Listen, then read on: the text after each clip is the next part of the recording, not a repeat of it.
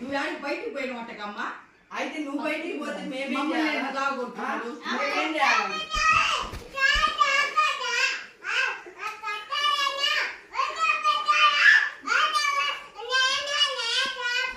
అయితే మీ అమ్మ పోయి పోయిందైతే మమ్మల్ని కొట్టవారకుండా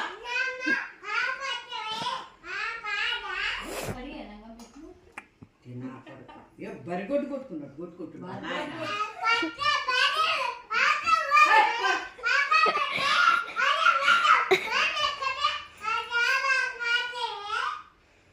అడుగు మీ పెద్దరాని పిలుచుకున్నాడు.